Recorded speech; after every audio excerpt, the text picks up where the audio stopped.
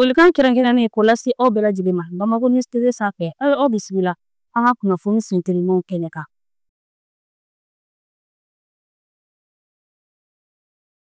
Kunnafoni daminɛna an ka gouvernement ma ɲɛma ni o ye général de division Abdoulaye Maiga ye ale ye Mali den minnu sigilen don diɲɛ jamana wɛrɛw kan olu ka tɔnkuluba ni o ye Haut Conseil des Maliens de l'extérieur o bisimila a ka ministre dagayɔrɔ la u ka kumaɲɔgɔnyaw kɔnɔna la nabaga ninnu tun nalen don ka na u ka lajɛba min bɛna kɛ juillet kalo tile 17 nata san 2025 o de bonya da ministre kɔrɔ ani ka laban ka foli fɛnɛ kɛ ka ɲɛsin ministre ma ni ka baara ɲɛsinnen don Mali jamana kɔnɔden minnu sigilen don jamana wɛrɛw kɔnɔna na olu ka kɔɲɔw ɲɛnabɔli ma n'o ye Musa Ataya ye kɛrɛnkɛrɛnnenya la a ka dɛmɛw tali la ka ɲɛsin u ma u ka papier kow ɲɛnabɔli ani Mali jamanaden minnu bɛ jamana wɛrɛw kɔnɔ n'olu seginna ka bɔ tunga la olu bolo doni baaraw la olu fana ɲɛnabɔli fo ka taa se o n'a ɲɔgɔnna caman wɛrɛw ma ani fana u ye foli kɛ ka ɲɛsin gouvernement ma a ka dɛmɛ tali la ka ɲɛsin maliden minnu sigilen don jamana wɛrɛw kɔnɔ.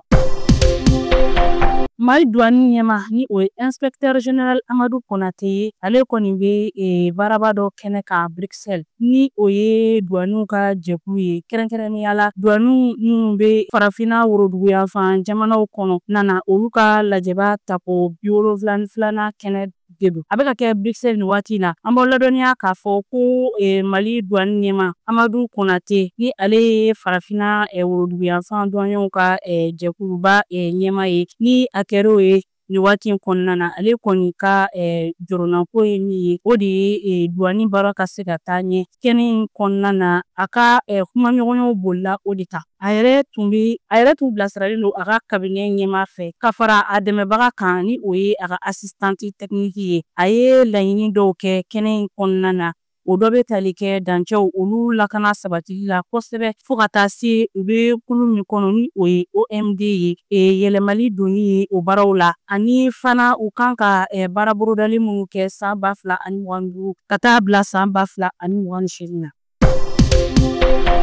Mali kunnafonidilaw ka sanfɛsoba ni o ye Haki ye olu ye hakilina falen kɛnɛ dɔ sigi ka bɛn ni arabadon ye juin kalo tile 25 san 2025 Bamakɔ a sigi yɛrɛ dayɛlɛ baaraw seriyara Atuma ɲɛma fɛ ni o ye Gawusu Kulibali ye k'a sigi kun de ye min ye o de ye ka se ka kunnafoni di so in yɛrɛ jukɔrɔma tintin yaasa kunnafoni jɛlen ani kunnafoni nafamaw o ka se ka di u fɛ u ka baara sariyaw hokumu kɔnɔna na tile 2 kɔnɔna na ma hakili juru carinw olu bɔra Benin ani Senegal olu ni an ka Mali kunnafonidila jolenw bɛna fara ɲɔgɔn kan ka se ka sigiba kɛ yaasa kunnafoni ko ka se ka sabati Mali jamana kɔnɔ.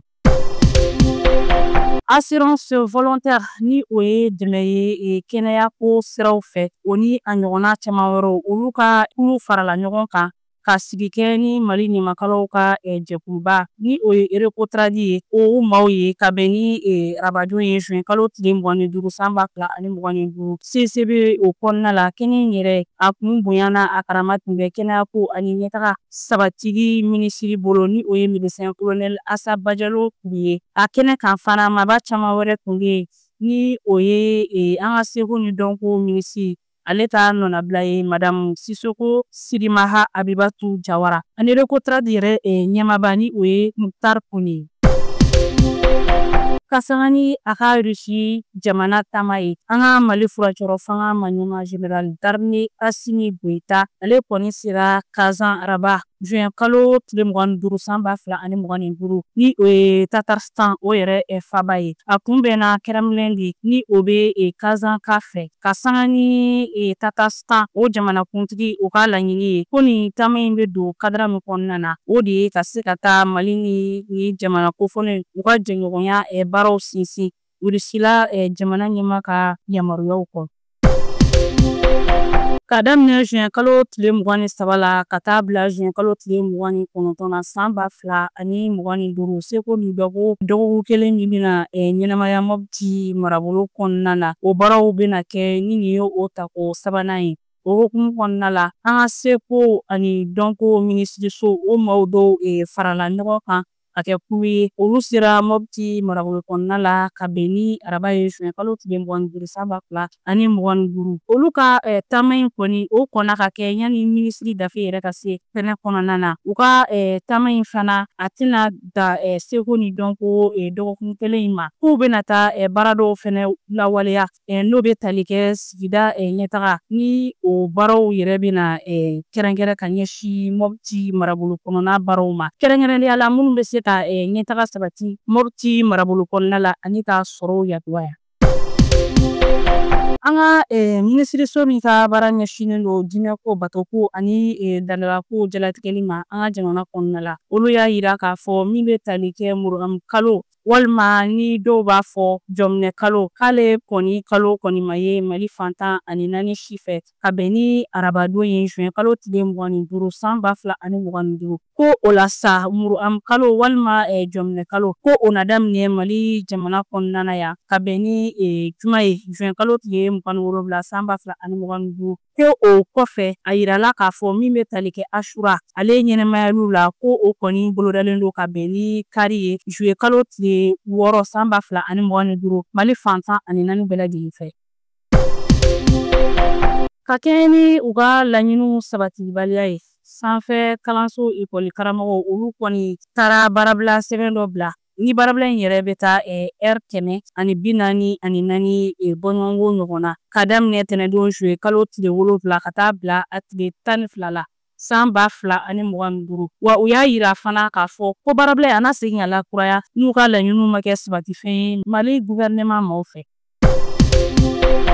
Halisa ka hakilinajigi kɛ k'a daminɛ juin kalo tile 30 la ka taa se juillet kalo tile 3 ma san 2025 Mali premier ministre ni o ye général de division Abdoulaye Mayiga ye ale kan ka taa an ka furancɛrɔ fanga ɲɛma général d'armée Assimi Goïta jɔyɔrɔ fa lajɛ dɔ ta ko 4nan kɛnɛ kan Espagne jamana kɔnɔna la ni o bɛ tali kɛ musakako yiriwali kumakow la o taama in bɛ don kadara min fana kɔnɔna la o de ye ka se ka taa diɲɛ seleke naani jamanaw ɲɛma yaasa ka se ka taa walawalali kɛ ka ɲɛsin ni ɲangata minnu tara ka ɲɛsin Mali jamana ma ka bɔ diɲɛ seleke naani jamanaw ka tɔnba dɔw la olu kunkankow kan. An ka minisiri ɲɛma ka nin taama in fana a bɛ se ka kɛ sababu ɲuman ye ka na ni dayɛlɛli caman ye ka ɲɛsin an ka jamana ma sɔrɔ yakubayali kan fo ka taa se sira wɛrɛw fɛ. Ni de bɛ dan sigi bi an ka kunnafoni sentelimaw la aw ni ce aw ka ɲɛmadali ani aw ka kulumajɔw la aw k'an bɛn don n'a nataw la.